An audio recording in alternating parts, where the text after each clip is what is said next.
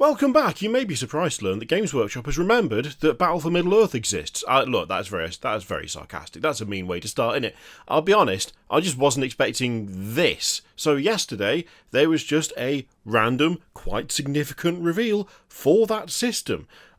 It was Hobbit Day. It was Hobbit Day yesterday, and as such, there's a new starter set with all new models in there. I just didn't see this coming, to be totally honest with you. Things have been quite slow, reveals-wise, and a random, here's a new starter set with a bunch of stuff in it, and new sculpts and plastics and stuff. I don't know, it was a cool thing to see. So this is the War of the Rohirrim, the Battle of Edoras starter set. I've probably pronounced at least half of those words wrong, but that's just what you get around here. And that is a decently sized little box right there. Got literally everything you need to play. Rules, dice, even a ruler. The playmat looks pretty decent. Interesting size though, 3x3. And a couple of houses. I have to say, right, the scenery for the Battle for Middle-earth game, it's very good. It's very good scenery. It's excellent. I really like the scenery that they do for that game. Along with 56 models. A completely balanced force on either side, which, I mean, it looks completely balanced at least. Look at that. We've got 2 people on horseback, we've got 2 leaders on foot, and then we've got a bunch of troops. Even the troop types seems to be pretty evenly divided amongst both sides. You can see a good number of them with range and a good number with melee. I think it's pretty much matching from both sides of the board there. Now, of course, unless they match points for points, it might not mean all that much that they've divided the forces up that way, but I don't know, at a quick glance this looks like a very even playing field, which you might well sit there and go, is that really something to be surprised by? I mean, shouldn't all starter sets be an even playing field? Well, I mean, sort of technically probably yes, but quite often with Games Workshop, no. Especially as the starter sets get bigger, you seem to get more and more of a points difference from one side to the other. I mean, you only have to look at the old like starter sets, like the old start collecting boxes that were like, here's some Imperial Guard, it's 400 points. Here's Space Marines, it's 650. That sort of dispersal. Obviously, when it's a box that's got 2 different forces in, it's a lot better if they're a bit more evenly matched.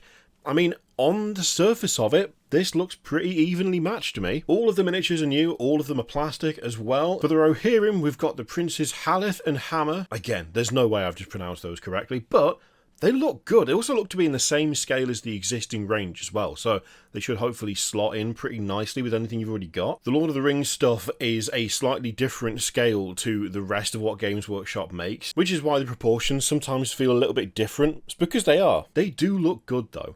That's something actually that is, I don't know, I always find kind of fun about the Lord of the Rings stuff. It feels a little bit more grounded. Not that there's a problem with the way Games Workshop does the AOS stuff. I've gushed about AOS models enough. You know how much I love that particular game system of Games Workshops, but I don't know, there's something a little bit more, there's just something a bit more grounded about these.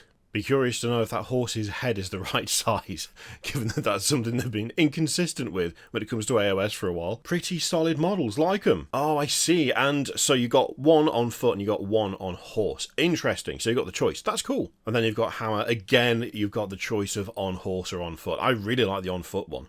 I like that pose. That's a great pose. Really like that. The armor looks great. The cloak looks cool. Oh, very in action. Mind you, the charging running horse, not bad either.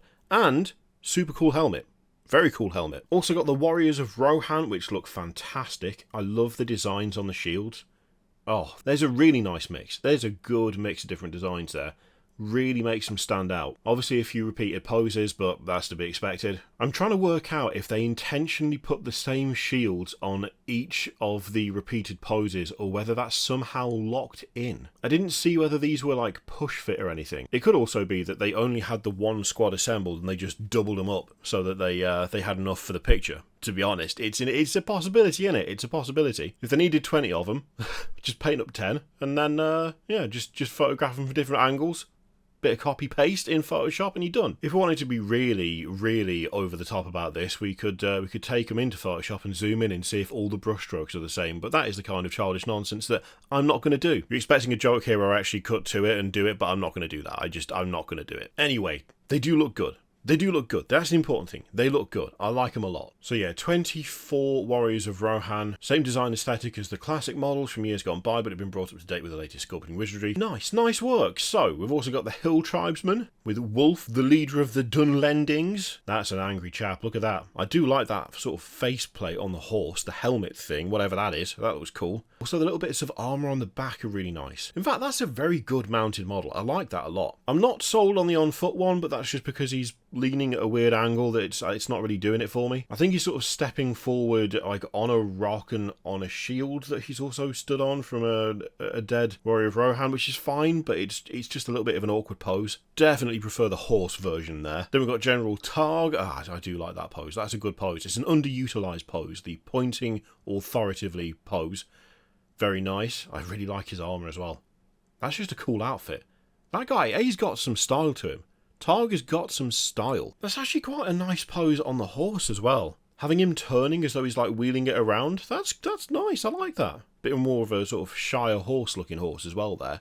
Maybe he's just that much of a unit, an absolute unit, that he needs like a heavier horse to carry him. Yeah, I like that. I like that a lot. And then we've got the Hill Tribesmen. Looking a lot rougher, a lot more like Wild Man. Lots of furs, lots of really janky looking spears. The shields look absolutely, well, not useless, but they're definitely not of the highest quality. I do like the big contrast where there's just so much more unkempt hair and like messy beards going on with this lot. It really does make them look like they're just having a harder time. They're just having a harder time existing. Less civilized, more kind of needing to scavenge. Just a harder life all round, it feels like. Quite like that flame effect on the torches as well. These look good. I really like this. Look how good those houses are though. I keep meaning to get some for D&D, but then I remember I've got an FDM printer in the garage and I'm like, oh, but I could print like 18 houses for the cost of one of these.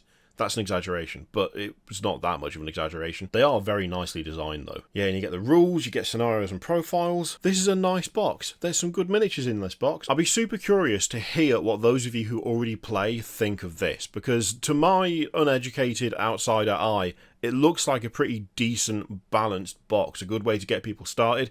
If you already play the game, what do you think? What do you reckon? Good start? Good way to get into it? Let me know in the comments down below. In the meantime, feel free to click all the things, and I will see you later on for a stream.